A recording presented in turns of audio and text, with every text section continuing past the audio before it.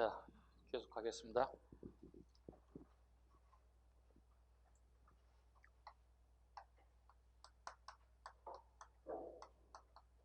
(201쪽) 고려의 불교 가겠습니다.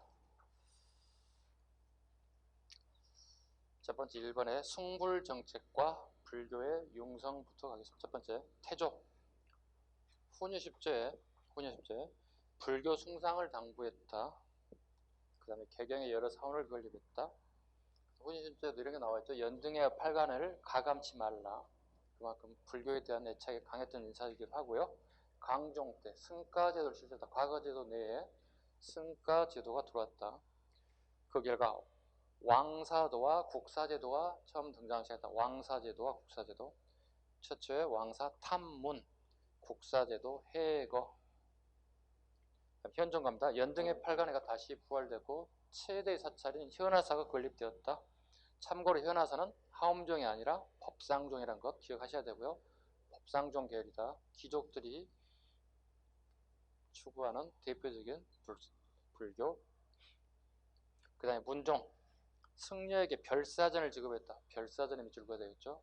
별사전을 지급했다. 그리고 흥황사를 건립했다.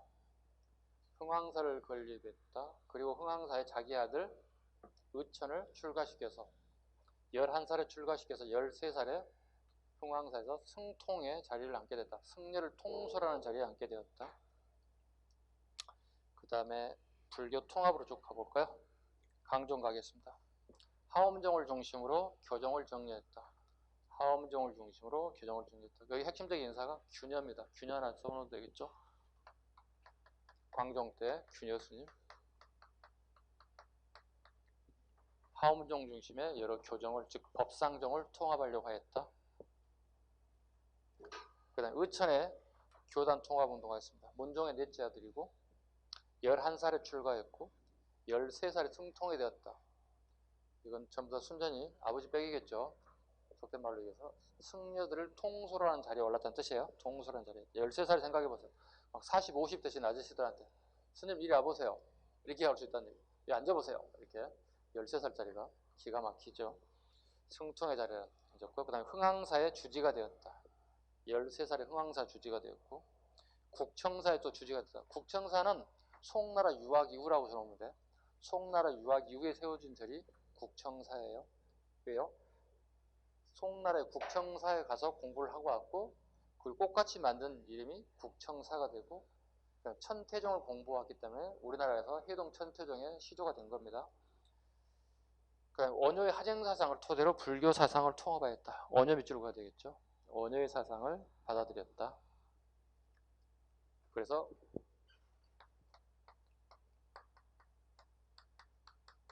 원효를 화정국사로 추존했다. 여백이 있으면 적으면 될 것 같다. 원효를 화정국사로 추존했다. 추존이라는 얘기는 돌아가신 분이기 때문에 이렇게 추존했다는 거죠. 승려는 신라시대 승려인데 고려시대 화정국사, 국가의 스승으로 삼았다. 그 다음에 의천의 사상 보겠습니다. 교간 겸수를 제청했다. 교간, 교와 선 통합이죠. 교종과 선종의 통합. 겸, 수, 교란, 교리와 형식을 얘기하는 거고, 관이란 참선과 수양, 즉 교종이면서도 선종의 수행 방식을 더했다 보시면 돼요. 교종 승려인데도 교종의 수행 방식과 선종의 수행 방식을 같이 더불어 왔다. 그게 맞는 게 해동 천태종이 된다. 해동은 우리나라를 의미하는 거고, 천태종이란 교종과 선종의 큰 것이 합쳐졌다 이런 의미를 가지고 있어요. 그게 천태종이란다. 자, 숙종의 후원으로 국청사를 창간했다. 숙종은 자기 형이기도 하고요. 국청사를 창간했다. 교단 재편으로 교선 통합 사상적 과제를 해결하였다. 송나라에 유학했습니다. 송에 유학해서 정원스님과 교류하였고, 그리고 천태산에서 국청사에서 수련했다. 그리고 우리나라에 다시 유학을 마치고 1년 좀 남짓하고 유학하고 옵니다. 돌아와서 우리나라 흥황사에서 교장도감을 설치하여 교장 간행 목록인 심편 제종 교장 총록 3권을 편집했다. 그거 밑줄 그어야 돼. 심편 제종 교장 총록은 꼭 알아야 할 건 이건 대장경 아니라는 사실 꼭 알아야 돼요. 심편 제종 교장입니다. 총록이다. 이거 대장경 아니라는 거 착각하시면 안 돼. 가끔 질문하는 게 이런 게 있어. 초조대장경, 팔만대장경, 그 다음에 속대전이라 보통 이렇게 불려왔어요. 이게 이건 우리가 부른 게 아니라 일본 애들이 이렇게 불렀어요. 속대전이라고. 속대전은 잘못된 표현이다. 쓰지 않는 편이 좋다. 앞으로는 다 이거 쓰시는 게 좋습니다. 심편, 제종, 교장, 총록이라는 단어를 쓰시는 게 옳습니다. 이건 뭐냐면 송나라 것, 거란 것, 일본 것, 그 다음에 우리나라에 와 있는 것들 전부 다 모아서 목록을 만들었다. 이게 뭐냐면 쉽게 해서 유명한 스님들 쓴 논문이라 보시면 돼요. 각국의 모든 논문들을 하나에 다 엮었다. 하나로 다 엮었다. 이걸 심편, 제종, 교장, 총록이란다. 새롭게 편찬했다. 모든 교종계열의 모든 논문집들을 총록으로 리스트를 다 만들어서 전부 다 쓰셨다. 이건 대장경을 조파하는 것보다 더 어려운 작업이에요. 굉장히 힘든 작업이 돼요. 이걸 누가 완성했다는 거죠? 의천이 이걸 다 완성했다는 거죠. 대단한 업적 중에 하나입니다. 그 다음에 저서 가겠습니다. 저서 다 외울 필요는 없고요. 대각국사 문집 정도는 잡아야 되겠죠. 대각국사 의천이니까 대각국사 문집. 그 다음에 천태사교의 주란 말이 들어가면 주석을 달았다. 요즘 말로 하면 해석을 달았다 이런 뜻이에요. 천태사교의 천태종에 대한 여러 책들의 주석을 달았다. 해석을 달았다. 그 다음에 하암경대 책이 있고요. 두 가지 꼭 외우십시다. 대각국사 문집하고 천태사교의 주 정도는. 한 개, 학문적, 종교적 통합만 시도했지 사회 경제적 모순까지 하는 것은 약간 부족했다. 그 다음에 주의할 점 밑에 보시죠. 비슷한 책이 있어요. 천태사교의, 고려 때 재간이 편찬한 책이고, 천태사교의 주석을 달았다. 해석을 달았다. 이건 의천이 편찬한 책입니다. 구분하시기 바랍니다. 다음 페이지요. 천태종의 사상, 교관겸수, 교와 선을 같이 수행하다. 단 교 중심의 선을 수행하다. 왜냐하면 천태종 자체가 교종 중심에다 선정을 끌어들이는 거니까 그 교정의 선 방법과 선정의 수행 방식을 다 같이 하는 걸 교관겸수라고 합니다. 같이 겸해서 수행해야 된다. 지관, 잡념을 중지하고 지혜로서 사물을 간주하는 수행법. 좀 어렵죠? 무슨 말인지 모르죠 이거. 봐봐요. 해석이 되나요? 잡념을 중지하고 지혜로서 사물을 간주하는 수행법. 되게 어려운 단어만 선택적으로 골라서 써놨죠 제가. 그죠? 봐볼까요? 뭘 설명하려고 하는지 한번 여러분이 대답을 좀 해주세요. 뭐예요? 크게 얘기해요. 뭐예요? 물이에요? 뭐예요? 아니 보는 시점, 관점에서 다르니까 다 다른 대답이 나올 거예요. 물이라고 그랬죠? 뭐예요? 물? 물통이요? 예, 물통이 나왔습니다. 보통 물통이라 하나 이걸? 이거 뭐죠? 물이에요?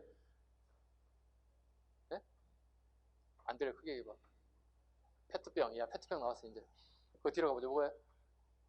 물병. 뒤로 가보죠.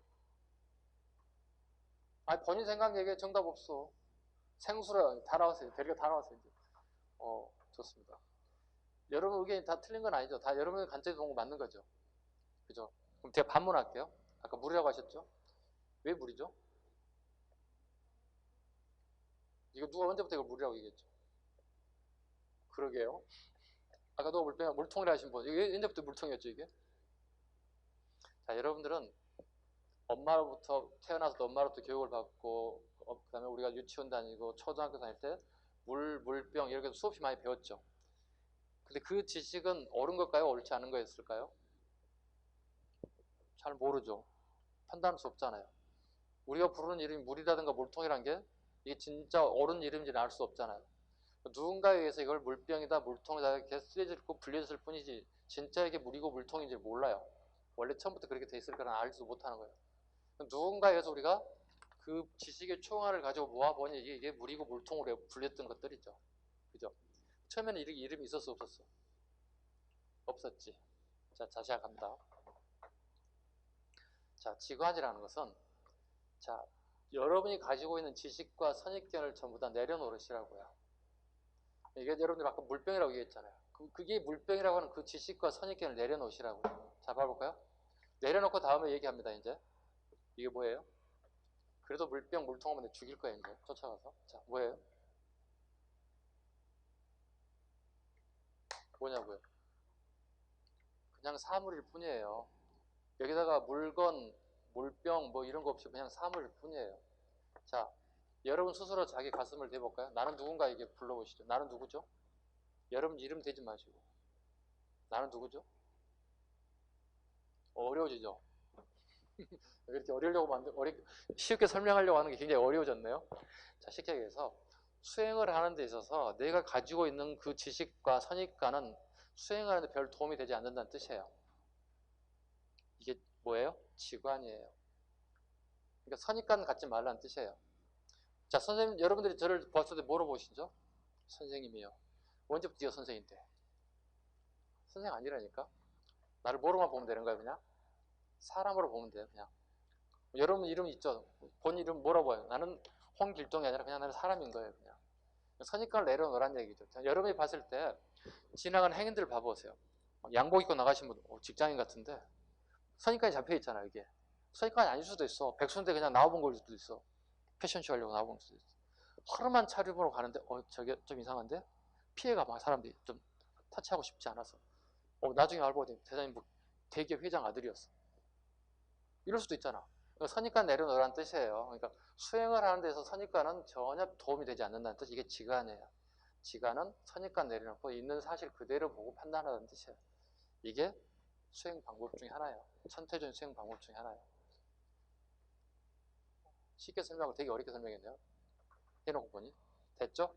자, 밑에 것들은 안 하셔도 돼요. 그냥 그 2개 정도만 잡으시면 돼요. 교관, 변수와 지관 정도만 잡으시면 되고요. 성상 겸학이니 내 겸전 지금 하면 안 돼요. 나중에 불교를 좀 더 어려울 때 할 때 그때 할게요. 결사운동 가겠습니다.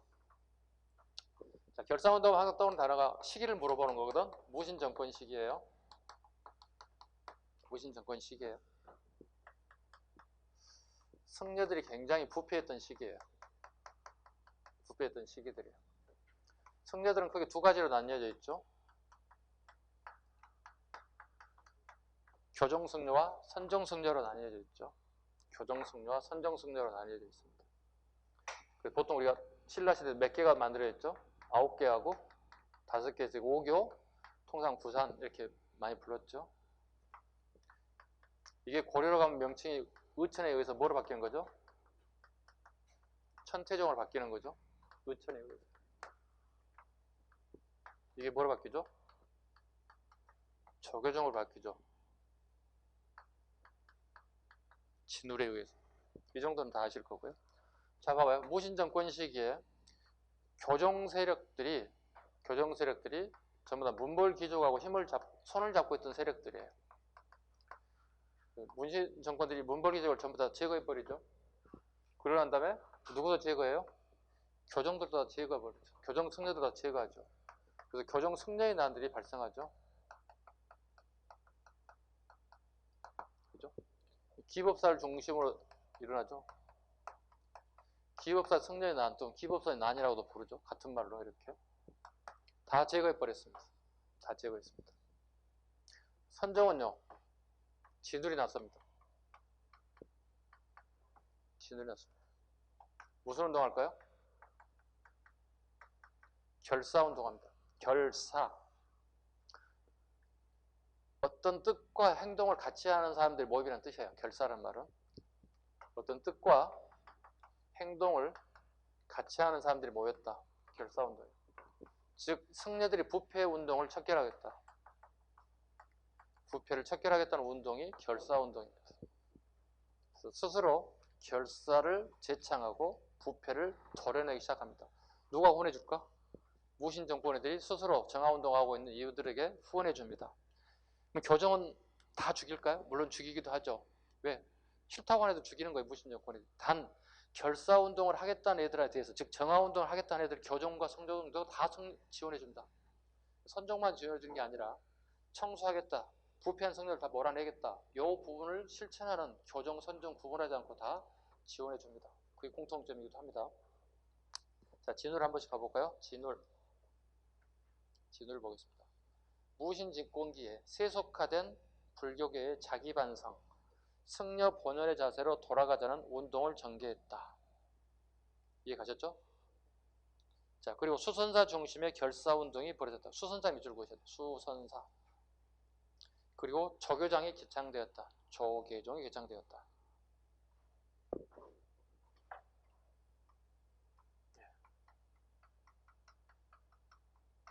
수선사 결사운동. 자, 보시죠. 수선사. 결사운동을 1번으로 한번 봐주시고, 수선사를 한번 2번으로 이렇게 일단 잡아놔 보세요. 수선사를 1번으로 잡고, 결사를 1번으로 잡고, 수선사를 2번으로 한번 쭉 잡아보시죠. 넘버링은. 조계종을 개창했다. 선정 입장에서 교종과의 조화를 추구하였다. 그리고 정해상수 도노점수만 밑줄 보시죠. 정해상수와 도노점수에 대한 밑줄. 좀 어려운 단어가 나와 있습니다. 그 다음에 수선사 결사 한번 보겠습니다. 수선사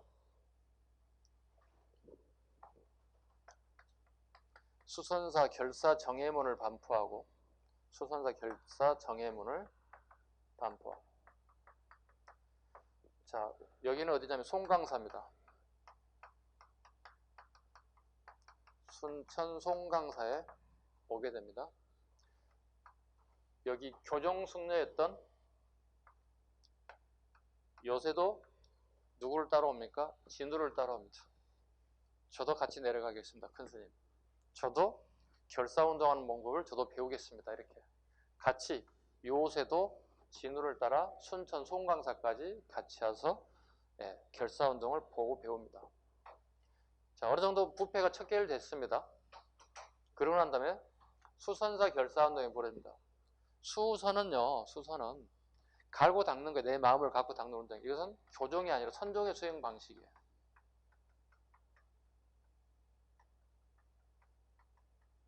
결사운동은 청소하는 거잖아. 성녀의 부패한 성녀를 몰아내는 거잖아. 그럼 이건 교종, 선종이 구분 없잖아. 누구나 다 몰아내야 되는 거잖아. 부패한 성녀를 다 몰아내는 거잖아. 근데 요새가 여기까지는 같이 뜻을 같이 해. 1번까지는 같이 뜻을 같이 한다고. 2번에서는 이제 약간 요새가 돌아서지. 큰 스님, 저는 저희 교종인데 우리하고 수행 방식이 좀 다릅니다. 저는 떠나겠습니다 하고 떠나는 거야. 어디까지 떠나는 거야? 더 내려가는 거야. 순제가 더 내려가는 거야. 강진까지 내려가는 거야. 강진 만덕사에서 결사운동을 하게 되는 거야. 강진 만덕사에서. 이거 갖다가 뭐라 불러요? 법화종이라 불러요.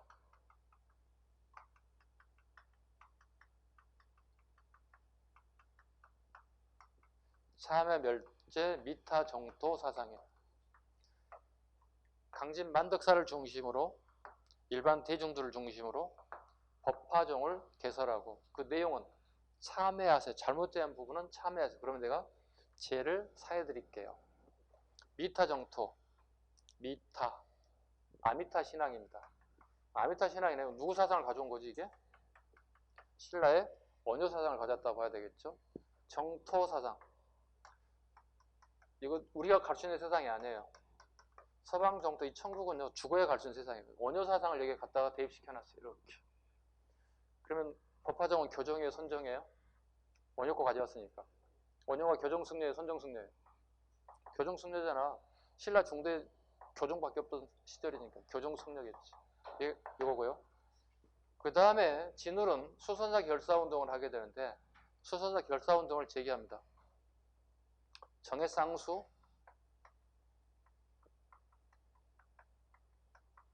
도노점수. 이거 여러분 중학교 중간고사 때 끊임없이 외워서 풀었죠. 중간고사 때. 진울하면 이거 외웠죠. 정해쌍수, 도노점수. 진울이지 뭐. 이거 100점 다 맞았잖아요. 근데 공무원시험은 이렇게 물어보진 않아요. 내용을 알아야만 응용 문제가 풀어낼 수 있어요. 자를게요. 이렇게요. 하나씩 잘라볼게요. 정해. 수행 방법을 정했다는 뜻이에요. 승려들이 공부를 안 해요. 선정 승려들이라고 하니까. 선정 승려들 공부하라는 얘기예요. 독경입니다. 불교 경전 읽으라는 뜻이에요. 독경입니다. 두 번째, 승려들이 노동을 하지 않기 때문에 돈의 가치를 몰라요. 불자들이 시주한 돈을 그냥 다 쓰기만 해요. 돈의 가치를 몰라. 세 번째, 저녁 밥 먹고 전부 다 자기 바빠요. 딴짓하기 바빠요. 자선을 하라는 뜻입니다. 자선, 앉을 자자입니다. 앉아서 선수행을 하라는 뜻이에요. 자, 이렇게 하게 되면 뭐가 되는 거죠? 우리가 지혜가 쌓인다는 거죠. 지혜가 쌓이고. 수행 방식은 이 두 가지를 다 해야만이, 즉, 두 가지를 뭐 교정과 선정 수행 방식을 두 가지를 다 겸해야만이 우리가 터득할 수 있다. 이게 정해쌍수예요. 정해쌍수를 한마디로 보세요. 정해놨다는 얘기죠. 교정의 수행 방식과 선정의 수행 방식을 다 같이 공존해야 된다. 같이 수행해야 된다. 독경은 뭐죠? 선정 승려를 책 안 읽은다고 그랬지. 책 읽는 교정이 등장했지. 노동의 가치를 알게 됐지. 그래서 승려들이 자산하는 방법 뭐야? 선정의 수행 방식을 얘기하는 것들이지. 도노 점수. 순간 터득하는 거야. 점수는 꾸준하게 노력을 하게 되면 터득하는 방식을 점수라고 불러요. 점수라고 불러요. 좀 더 어려운 단어가 갑니다. 이거 알아요? 여러분들 불교 문제를 완전히 풀어낼 수 있어요? 이걸 해능계열이라고 불러요. 여기는 수신계열이라고 불러요. 해능계열, 수신계열 이런 단어를 써요.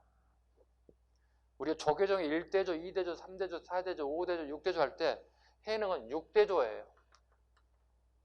6대조의 승려예요.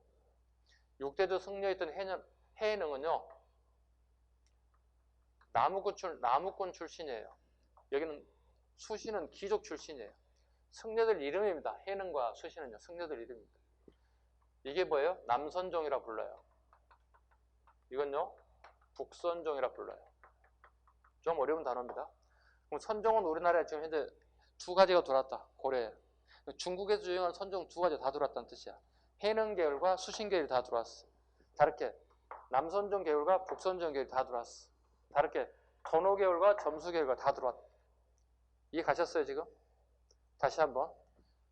고려의 불교는 중국의 불교가 다 들어왔다. 봐보죠. 선종 얘기하는 겁니다. 도노 계열과 점수 계열이라는 뜻이야. 도노는 순간 터득하는 걸 얘기하는 거예요. 선종 승들이 가장 추구하는 바이기야. 점수는요. 꾸준하게 터득하는 방법. 이것도 선종은 선종인데 수행 방법이 약간 달라. 이것은 수신 계열이야.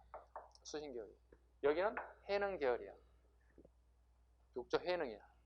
그리고 여기는 남선종이라 불러. 남선종. 여기는 북선종이라 불러. 이게 도노 점수야. 좀 어려울 수도 있어요. 처음 접하신 분 되게 어려울 수도 있어요. 근데 끝이 아니라 제가 계속 끊임없이 얘기할 거예요. 문제풀이 할 때 끊임없이 얘기할 거고요.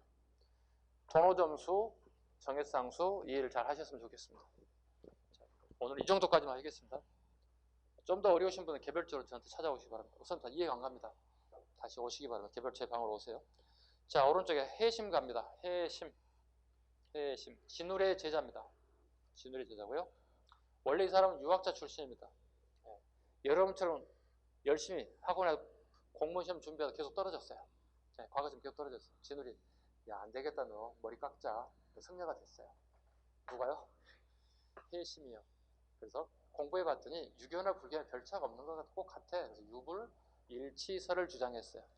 유불일치설을 주장했고요. 순서 물어볼 때 꼭 해심 알아두셔야 돼요. 해심은 진울 다음에 와야 돼요. 스승과 제자가 바뀌면 안 되는 거예요. 그 다음에 요새 갑니다. 요새는 아까 진울과 같은 동시대 인물이에요. 그죠? 동시대 인물이에요. 요새 굉장히 힘들죠? 요새 힘들어요. 자, 요새 천태종 신앙 결사진 백년사 밑줄고 백년사 법화정 법화신앙 밑줄구시고 그리고 참회별제 미타정토 참회하세요 제를 사해드릴게요.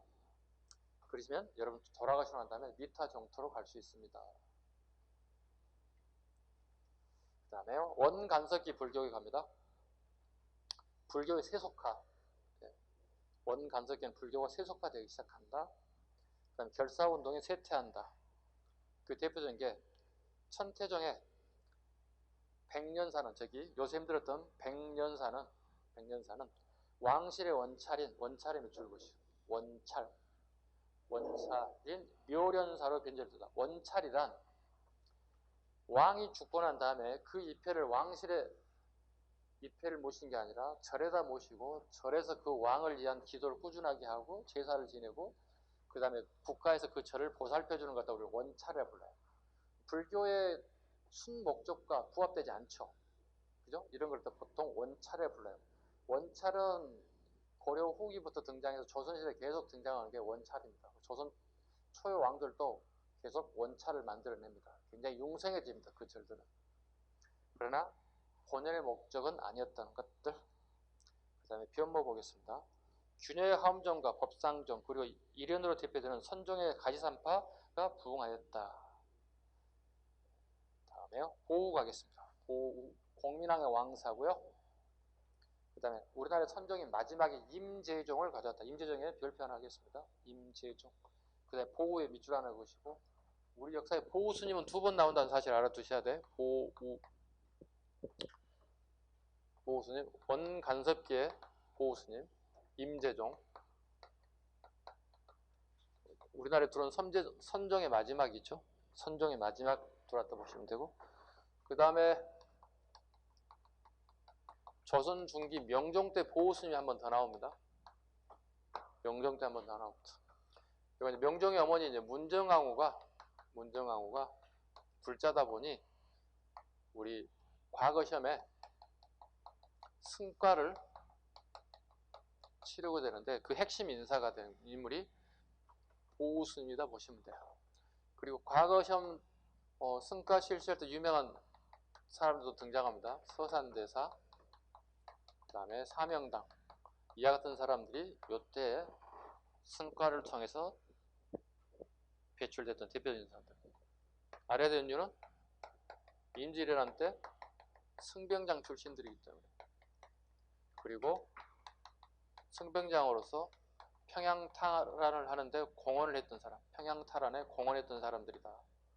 이 정도도 같이 알아두시면 될 것 같아요. 보호스님 하나 가지고 2가지를 다 잡을 수 있어야 됩니다. 보호스님. 그 다음에 지공획은 안 하셔도 됩니다. 참고로 한번 보시고요. 그 다음에 다음 페이지 대장경 바로 넘어가겠습니다. 대장경이랑 경율론을 갖다가 대장경이라 한다. 경전이죠. 부처님 말씀이죠. 율, 스님들이 지켜야 할 율법이죠. 논, 스님들이 써놓은 논문이 3가지를 갖다가 우리는 대장경이라고 한다. 대장경이라고 한다. 배경 가겠습니다. 불교 사상의 체계화, 그 다음에 애적을 격퇴하는 염원을 가지고 있다. 특히 거란과 몽골 찐릿이 부처의 힘을 빌려 이를 물리치고자 대장경을 가능했다. 거란을 물리치기 위해서 만든 거 뭐죠? 밑에 있는 초조대장경. 그 다음에 원을 물리치게 만든 게 제일 밑에 팔만대장경. 중간에 있는 속장경은 제가 속장경을 써는 놨지만 실은 속장경의 표현을 안 되고 뭐라고 얘기한다고요? 심편, 제종, 교장, 총록. 누구죠? 의천입니다. 의천입니다. 지금 초조대장경하고 팔만대장 써먹을 건 다 써먹었잖아요. 기출문제. 새롭게 써먹을 수 있는 문제가 뭐겠어요? 심편, 제종, 교장, 총록이 나올 가능성이 크다. 대구 부인사의 보관 중에 몽골 침략으로 소실되었다. 인세본 일부가 일본 동대사의 일부가 오타가 나 있는 니본이 아니라 일본으로 수정 좀 해주실까요? 일본으로 수정. 니본이 아니라 일본 동대사의 보관 중이다.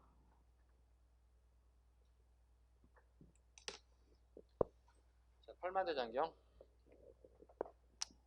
자, 몽골 침략 때 만들 조판 시작해서 현재는 합천 해인사에 보관 중이다. 이건 세조 때, 조선 세조 때 완성됐던 팔만대장경의 이동 경로를 쭉 한번 찾아보셔야 됩니다. 합천 해인사에 세조 때 안치되었다는 사실. 그 다음에 고려 불교계 흐름, 이건 여러분이 하시면 돼요. 했던 것들 그대로 쭉 반복되니까. 그 다음에 신앙 결사운동도 마찬가지. 206쪽 갑니다. 도교와 풍수지리.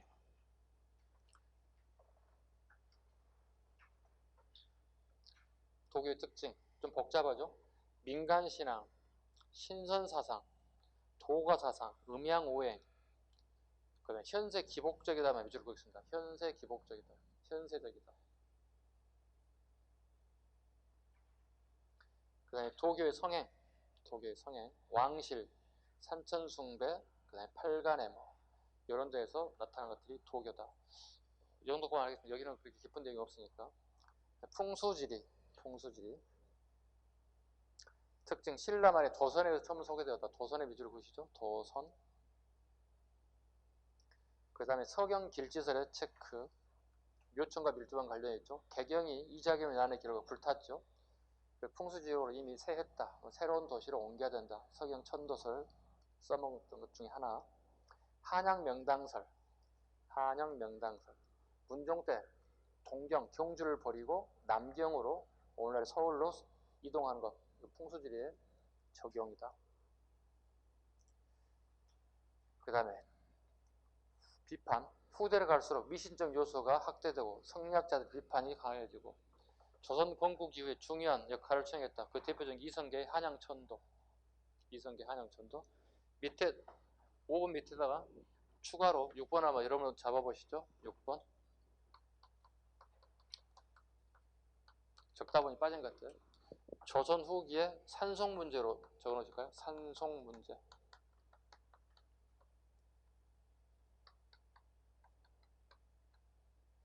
산소에 대한 송사가 걸렸다는 뜻이에요. 산송 문제가 제기됐다. 예를 한번 들어볼까요? 무슨 문제인지. A라는 사람과 B라는 사람의 무덤이 있어요. 이렇게. 자, A 집안의 사람들은 전부 다 자식들이 계속 과거 시험에 패스를 하는 거야. 계속 합격자가 배출되는 거야. B 집안을 봤더니 과거 시험에 전부 다 탈락 다 탈락이야.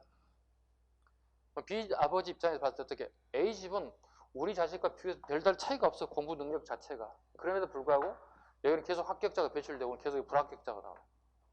이건 풍수질이야. 묘를 잘 쓴 거야, 이것은. 야밤중에 여기 자기 부모님 묘를 파묘해서 A집 무덤에다 살짝 옆에다 탁 갖다가 무덤을 써버렸어. 농경 국가니까 매일 아침에 농사를 하기 위해서 나와 볼 거 아니에요? 자기 부모님 산소를 볼 거 아니에요? 봤더니 어제 없었던, 안 보였던 산소가 새로운 게 하나 신설됐어요. 이렇게. 깜짝 놀랐겠죠? 확인해 봤더니 B가 한 만행을 알게 됐어요. 그래서 따졌지. 이보시오. 이럴 수가 있어. 당장에 파묘하시오. B는요. 나는 모르는 일이요. 왜 모르는 일이요? 다 파져 있는데. 그러게 말이요. 이렇게 얘기하는 거예요. 아주 우리 옮길 수 없다고 얘기하는 거예요. 왜요? 야, 니네 묘 잘 써가지고 자식들이 다 합격했잖아. 나도 자식들 좀 합격시켜보고 싶어. 우리 아들들 합격할 때까지 나도 못 옮겨. 이렇게 얘기하는 거예요. 옮길 수 없어. 이렇게 따지는 거예요. 죽이도 뭐 살리도 못하는 상황이에요. 왜요? 법이 이래요. 파묘를 해서 여기다 이장해서 옮기는 건 가능해요. 남의 집 무덤 옆에다가. 대신에 A라고 하는 이 사람이 이걸 파헤치지를 못해. 이건 불법이에요. 또 이상한 법이지. 그죠? 이동하는 것 자체가 불가능하게 만들었는데 이동은 가능하고 파묘는 불가능하게 만들어놨다고. 그럼 어디로 가야 돼요? A가 거세게 못하겠다고 얘기하잖아요. B가 거세게 못하겠다고. 여기 갈 수밖에 없잖아요. 수령이라든가 원님들에게 얘기하겠죠. 여기도 마찬가지 해결 방법이었어요. 그래서 이게 송사가 걸렸다는 뜻이에요. 이걸 산송 문제라고 불러요. 그러니까 묘자를 잘 써서, 즉 풍수지리의 적용을 잘 받아서 과거 시험 급제자가 계속 배출된 집과 배출되지 않는 집 간에 문제들이 계속 배출됐다 보시면 되겠습니다. 자, 이제 중세 문화 가도록 하겠습니다. 중세 문화. 첫 번째 망권당 갑니다. 망권당. 충숙왕 1년에 충선왕이 북경에 세운 학문연구소로서 왕이 2번 나옵니다. 일부러 그 2개 다 적어놨습니다. 질문을 막기 위해서. 제가 충선왕이라고 얘기하는 공부를 열심히 하시는 분들이 선생님 충선왕이 아니고 충숙왕 1년인데요. 제가 보는 책에는요. 그게 다 맞아. 그래서 일부러 다 적어놓은 거야. 충숙왕에도 맞고요. 충선왕에도 맞아요. 자, 충숙왕 1년에 충숙왕이 북경에 세운 학문연구소로 이대연 등이 이재미 줄고 있어야 되고요. 그 다음에 북경이란 말 여백에다가 연경이라고 적어도 상관없어요. 원나라 수도 자체가 원래 연경이에요. 연경이라는 말이 원래가 맞습니다. 근데 통상 우리가 북경이라는 말을 많이 쓰기 때문에 쓰는 단어인 거고요. 연경에 학문연구소를 설치했습니다. 그게 망권당입니다. 누가 세웠나요? 충선왕이 세웠습니다. 충선왕이 지금 왜 북경에 가 있습니까? 충선왕이 왜 북경에 가 있어요? 속된 말로 왕에서 잘린 거야. 왕에 잘렸어. 왜 잘렸어? 원나라 왕실의 공주를 부인으로 맞이했죠. 그죠? 그런데 문제는 충선왕이 바람을 폈어. 원나라 공주를 버리고 고려의 여인과 바람을 폈어. 아버지 충렬왕도 바람 피다가 잘렸어. 이해가셨어? 충선왕도 바람 피다가 원나라 잡혀갔어. 원나라 황제가 얼마나 놀랬겠어. 자기 딸을 갖다가 팽개치고 바람 펴놨어. 너 이 자식 당장에 들어와. 잘린 거지. 충선왕이 잘렸어. 그래, 그 다음 보위를 누가 이었냐면 충렬왕. 자기 아버지가 보위를 이어 다시. 충렬왕이 왕 두 번 하는 거야. 그리고 충선왕은 우리나라에서 처음으로 티벳에서 유배가는 사람이야. 살짝 적어놔. 충선왕 위에다가 우리나라 처음으로 생전 듣도 보지 못한 유배지가 티벳 아시죠? 티벳으로 최초로 유배간 사람이기도 해요. 충선왕이. 그리고 최초로 영경에다가 건물을 지어서 망권당이라는 건물을 지어서 만권이기 때문에 책을 10,000권 정도 보관할 정도의 큰 공간을 만들었다는 뜻이 되겠죠. 그래서 학문 연구 기관으로 했다. 우리나라 이재현과 중국의 조맹부 같은 사람이 결혼하게 됐다. 그 결과 우리나라 고려 후기에 조맹부체가 유행하게 됐다. 그리고 조맹부가 공부하는 공부방 이름이 송설체야. 송설체. 그래서 이 사람은 글씨체를 갖다가 송설체라고도 해. 조맹부체라고도 하고. 같은 말이야. 조맹부는 사람 이름을 얘기하고 송설체는 송설체, 자기네 공부방을 따온 것이죠. 송설체라고도 다 같은 말로 쓰는데. 충선왕은 뭘 해서 이런 돈을 모아서 이렇게 망권당을 지었을까? 충선왕은 전지정치를 합니다. 전지정치를. 충렬왕이 다시 왕에 올랐다고 그랬죠. 자기 아버지가 잘렸다가 얘가 또 바람피다가 원나라 유배 갔다가 다시 충렬왕 자기 아버지가 왕 됐다가 자기 아버지가 또 죽어 사망해. 2년 만에 죽어. 왕 계승권자가 없어졌어. 그래서 충선왕이 다시 왕이 돼. 왕이 2번 된 거야. 아버지도 왕 2번 하고 얘도 왕을 2번 한 거야. 근데 두 번째는 우리나라에 와야 되잖아요. 우리나라에 오질 않아요. 고려에 오지 않아요.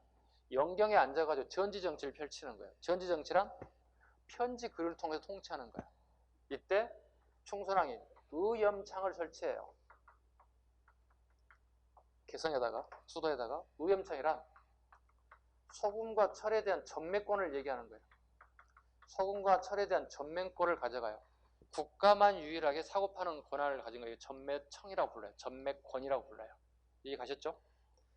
막대한 이익을 가지고 있고 막대한 부를 축적하게 돼요. 그 돈을 가지고 만든 게 망권당이에요.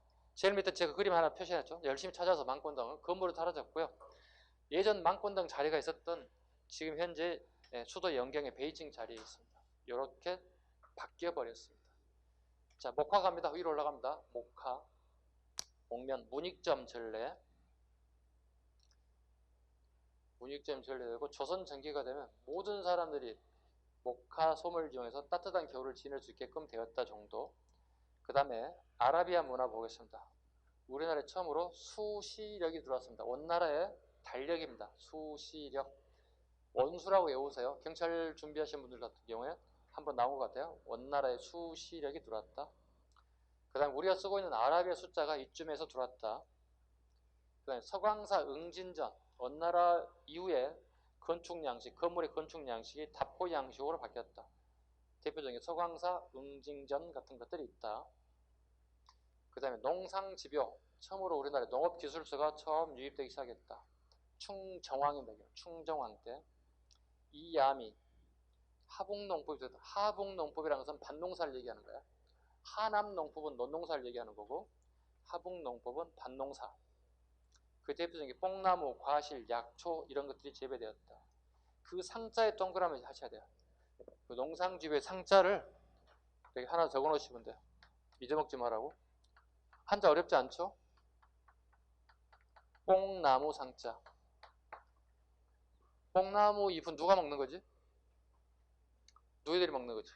누에는 우리가 뭘 하기 위해서 길어내는 거지? 그렇지. 비단을 실크를 만들어내기 하는 거지. 그리고 우리나라에 이런 누에고치를 키우고 실크를 뽑아내는 기술이 우리나라에 이미 퍼져 있었다. 농상 치료, 뽕나무를 재배하는 기술들.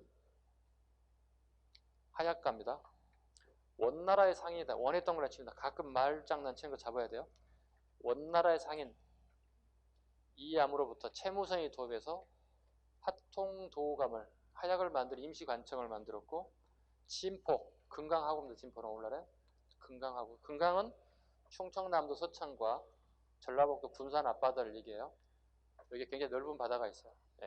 여기 애구들이 굉장히 많이 들어오는 곳이에요. 여기 진포에서 실제로 정가를 거두었다. 종교가입니다. 라마 불교가 전래됐다. 라마 불교. 라마 불교가 들어오게 되면 우리 고려 불교는 더욱더 타락의 길로 가게 됩니다. 그 다음에 임재종.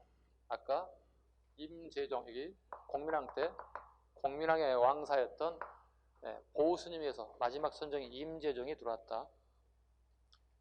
그 다음에 문화. 경천사지 10층 석탑. 경천사지 10층 석탑.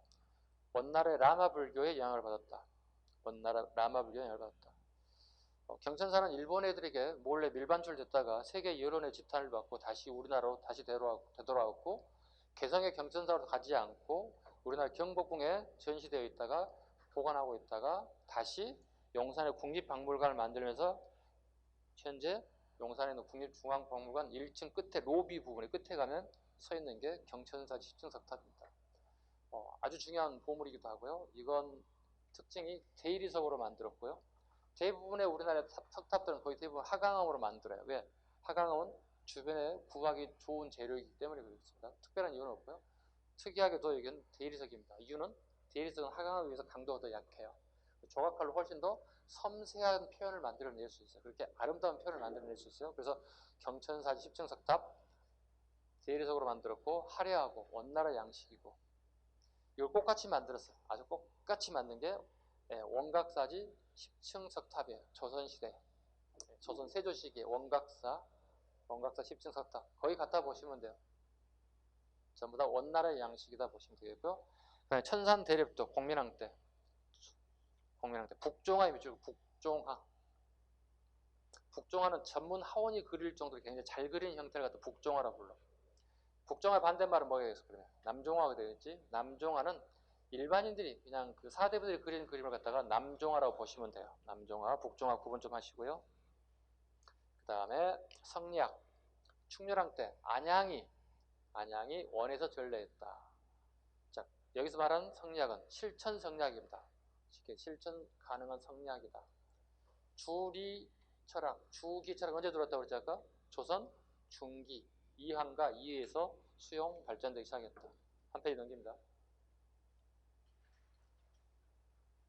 문학의 발달 가겠다. 문학의 발달, 경기체가. 자, 경기하여가란 말이 나와 있죠. 경기하여가. 그쪽 여행지를 놀러 갔는데 그쪽 경치 어때? 하고 하는 걸 그건 경기체가라 불러요. 경기체가란 말은 경기 어때? 그 시 끝부분에 꼭 경기 어때라는 단어가 나오는 거죠. 경기 어때? 자, 이건 일반 서민들의 문학일까요? 일반 사대부들의 문학일까요? 사대부들의 문학이죠. 왜냐면 지금처럼 누구나 막 여행 가던 시절이 아니에요. 그죠? 그전에는 뭐 경제적인 어려움이 굉장히 많았던 시기, 여행 갈 수 있는 시기가 아니었죠. 그래서 경기체가는 한마디로 있는 자들, 즉 사대부들의 문학 작품이다 보시면 돼요. 그 대표적인 게 관동별곡, 관동 지방에 놀러 갔다는 얘기지. 관동 팔경 보러 갔겠죠. 죽게, 그 다음에 한림별곡. 한림별곡은 한림 학사들이, 즉 한림원이라는 데가 있죠. 공부 잘하는 애들이죠. 과거 합격자들이 모여있고 예계문서를 작성하는 것. 그 애들이 놀러 간 것이니까 한림별곡이라 불러. 한림별곡을 다른 말로 뭐라 불러요? 사대부 문학이라고 돼요. 사대부 별곡이라고 돼요. 민요가겠습니다. 민요가입니다. 소교라고도 합니다. 소교. 소교란 말이죠. 속세인들이 부르는 노래란 뜻이에요. 우리말로 바꾸면, 요즘 말로 바뀌면 K-팝. 우리말로 바꾸면 K-팝 되겠죠. 쌍하점, 청산별곡, 서경별곡, 가시리, 다 이거 소개라 보시면 돼요. 청산별곡 대표적인 게 이러고 있지 않나요? 뭐 뭐지? 산에 올라가서 뭘 따먹고 지냈다고 그러지? 나와 있는 건가? 아, 다음 페이지 넘겨봐요. 노래 생각이 안 나가지고. 청산별곡 살펴봐요.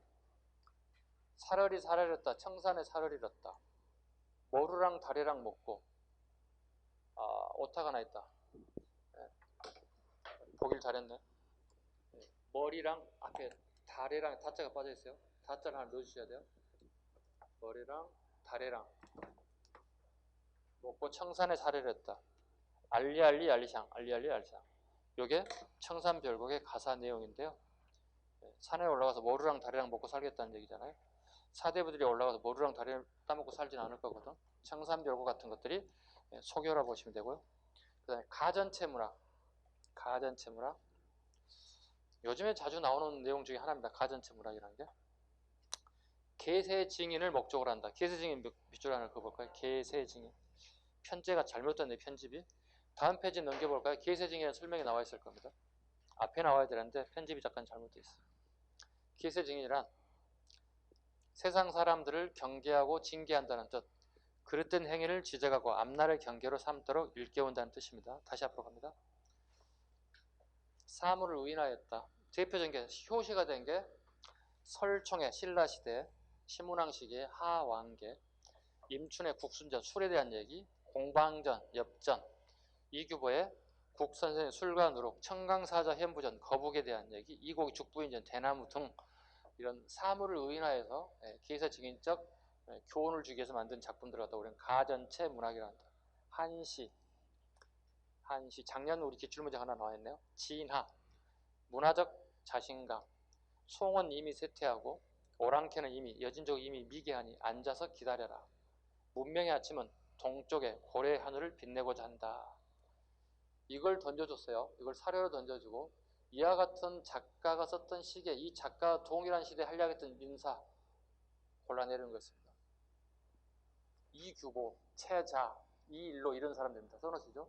이규보, 이일로, 채자 이런 사람들이 진화와 같은 한 시대 동시대 인물들입니다. 작년에 수험생들이 봤을 때 올해가 아니고 작년입니다. 가장 어려운 문제 중에 하나라고 얘기합니다. 별로 어렵지 않은데 수업 시간에 저는 계속 얘기를 했는데 그 다음에 폐관문학 가보시죠. 자, 폐관, 원래 폐관이란 중국에 좀 사용하는 단어입니다. 황제들이 매일 밖에 저작거리, 저자란 말은 일반인들이 사는 거리를 나갈 수가 없어요. 신변 보호도 해야 되고 여러 가지 상황들. 그래서 저작거리에 일어난 일들을 살펴보고 보고하는 사람들 같다. 우리는 폐관이라는 용어를 씁니다. 관리라는 뜻입니다. 그런데 훗날 이 폐관이 팩트를 기초로 해서 스토리가 엮어지면 소설이 됩니다. 이걸 갖다가 폐관 문학이 됩니다. 폐관 문학이 됩니다. 넘기시죠. 폐관 문학. 그 팩트를 기초로 해서 소설화되는 것들, 폐관 문학이라 한다. 대표적인 것, 이일로의 수이전, 이일로의 파한집, 파한집이 줄거야 됩니다. 이일로의 파한집. 경주나 평양의 개성의 모습, 그 다음에 채자의 보한집, 그 당시의 기생들의 이야기, 이규보의 백운소설, 그 다음에 이규보의 동국이상국집, 이런 것들이 거기에 해당된다. 건축 가겠습니다. 고려후기 건축, 주심포 양식과 다포 양식. 다포 양식은 원간섭 이후에 들어온 양식이다. 그럼에도 불구하고 원간섭이면 대부분 다 다포 양식으로 지어져야 되겠죠. 그죠? 그럼에도 불구하고 주심포 양식의 특징을 가지고 살아있는 그 건물들이 있다. 그게 예산의 수덕사 대웅전. 예산의 동그라미 쳐봐봐. 예. 안동 봉정사 극락전. 안동에 동그라미 쳐봐요. 그 다음에 영주 부적사 조사당 같은 거고요. 그 다음에 강릉의 객사문. 이거 전부 다 주심포 양식이에요. 주심포 양식입니다. 예산의 수석사 대웅전, 안동의 봉정사 극락전, 그 다음에 영주 부적사의 무량수전과 부석사 조사당. 외우는 방법 간단해요. 안과 영을 했잖아요. 그죠? 제가 인사 한번 할까요? 수업 시작할 때 제가 어떻게 인사하죠? 안녕하세요 하잖아요. 그럼 여러분도 같이 하고 안녕하세요 하잖아요. 근데 오늘은 수업 말미에 안녕하세요 여러분 따라하지 마시고 인사를 저한테 받으세요. 예, 예, 이렇게 하시면 돼요. 자, 안녕하세요. 이렇게 하시면 돼요. 안녕하세요. 여기 줬잖아요. 안동 부석사 무량수죠. 영주 부석사 무량수죠. 예산 수석사 대웅죠. 여기 줬잖아요. 안 외워졌어? 다시 한 번에? 안녕하세요 했잖아요. 이해하시면 돼요. 여러분 이해만 하면 된다니까. 안동 부석사 무량수죠. 영주 안동 봉정사, 그 다음에 영주 부석사, 그 다음에 예산 수석사 대웅죠. 이렇게. 자, 주심포 양식 중요한 이유가 뭐라고요? 13세기 다포 양식이 들어오는데 반해 주심포 양식이 살아있다고. 근데 이 주심포가 뭐고 다포 양식이 뭔지를 또 몰라요. 또 이게. 그죠? 그죠? 집을 한번 이렇게 지어보겠습니다. 이렇게. 1층 집이에요. 이렇게 설치했어요. 이거 우리는 공포라고 불러요. 공포라고 불러요. 자, 여기 보다시피 우리가 기와장을 이렇게 놨겠죠? 기와가 올라오면 굉장히 하중이 무거워지겠죠. 그죠? 하중을 지탱할 수 있는 건 기둥이죠. 기둥 하나만 가지고 다 지탱 모아놓냐. 공포를 설치해서 여러분의 무게를 갖다가 분산시킬 필요가 있다. 이해 가셨죠? 이게 주심포 양식이에요. 즉 공포를 기둥 위에만 설치하는 걸 갖다는 주심포 양식이라 불러요. 자, 이제 2층짜리, 3층짜리 집을 한번 올려볼게요. 그럼 그에 사용하는 기와가 훨씬 더 양이 많아졌겠죠? 그죠? 자, 기둥이 이렇게 있어요. 여기 뭘 설치할까요? 공포를 설치하겠죠? 근데 이게 훨씬 더 많아지게 되면 어떻게 해야 돼요? 더 훨씬 더 공포를 많이 설치할 필요가 있다. 여기 쭉 중간에 석가래를 넣고 공포를 중간중간 넣는 거예요. 포가 하나, 둘, 셋, 넷, 다섯, 여섯 많아졌죠? 이걸 또 뭐라 부르는 거야? 다포 양식이라 불러. 이건 주심포 양식, 이건 다포 양식. 포가 많아졌다는 거야. 이걸 다포 양식이라 불러요. 원간섭기 이후에 13세기 원간섭 이후에 주로 이런 건축물이 들어와요. 우리나라에. 그럼에도 불구하고 13세기 이후에도 아직 주심포 건물이 지어지고 새롭게 잘 보존됐던 것들이 이거예요. 아까 얘기했던 안동과 영주, 그 다음에 예산의 수덕사 대웅전 같은 게 나옵니다. 요건 이제 간단해요. 보만 암기하시면 돼요. 밑에 외워볼까요? 성불사 응진정, 서광사 응진정, 심원사 보광전에 응보만 앞글자만 따시면 중간 따시면 다포 양식이에요. 다포 양식이에요. 자, 그렇다면 여러분 좀 더 예를 들어볼까요? 여러분 경복궁 가보셨죠? 경복궁, 창덕궁, 창경궁 다 가보셨죠? 경복궁, 창덕궁, 창경궁, 경희궁 다 가보셨죠? 1층짜리 건물도 있지만 2층짜리 건물이 상당히 좀 많이 있어요. 2층짜리 건물 이상 거의 대부분 뭐라고 보면 돼요? 다포 양식이라고 보시면 돼요. 다포 양식. 앞으로 여러분들은 건물을 볼 때, 한옥 건물을 볼 때마다 제일 먼저 보는 게 층수를 먼저 봐봐. 1층인가 2층인가 3층인가. 2층 이상일 경우 가장 기본적으로 뭐를 생각하면 될까? 분명히 다포 양식일 가능성이 크다. 그죠? 우리 숭례문 한번 볼까? 숭례문? 남대문? 우리 한번 불 탔다가 다시 새롭게 만들었는데 몇 층짜리예요? 기억 안 나죠? 보고 지나만 갔죠? 관심이 없죠? 저게 국보 1호래. 이런 것만 쓸데없는 것만 외우고 다니죠? 국보 1호 무슨 의미가 있어? 그죠? 숭례문이 뭐예요? 지금 대표적인 2층 건물이잖아요. 뭐가 되는 거야 지금? 다포 양식이에요. 앞으로 건물을 볼 때, 즉 한옥 건물을 볼 때, 특히 절 같은 데 서원 갔을 때 건물 볼 때 2층 이상의 건물 이상 기본적으로 다포 양식 13세기 이후 건축물이라고 생각하시면 돼요. 하나 딱 잡으셨죠 이제? 주심포와 다포 양식. 자, 그림 한번 봐보겠습니다. 실제로 예산 수석사 대웅전 보시면 잘 보일지 모르겠는데 이게 제가 칼라 그림으로 던져준 인쇄될 때 흑백으로 나오다 보니 중간중간에 예산 수석사 대웅전에는 없죠. 포가 없죠. 기둥 위에만 포가 있다고 보시면 되고 이걸 주심포라고 보면 되고요. 안동 봉정사 극락전 이것도 마찬가지 기둥 위에만 포가 있다고 보시면 되고요. 그 다음에 오른쪽에 보시면 강릉 객사문, 그 다음에 성불사 응진전은 중간중간에 포가 다시 설치되어 있어요. 이걸 다포 양식이다 보시면 돼요. 그 다음에 지붕의 형태 갑니다. 맞배 지붕, 그 다음에 팔짝 지붕, 그 다음에 무진각 지붕. 네. 지붕의 형태도 이렇게 세 가지로 나뉘어집니다.